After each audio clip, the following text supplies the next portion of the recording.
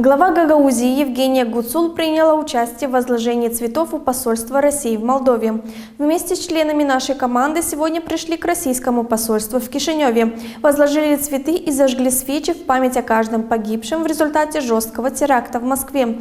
Число жертв этой чудовищной трагедии возрастает с каждым часом. Погибли дети, десятки людей госпитализированы в тяжелом состоянии. Жители Гагаузии и Республики Молдова скорбят вместе с братским российским народом, сообщила Башкан. Президент Молдовы Майя Санду также выразила соболезнования в связи с терактом в Москве.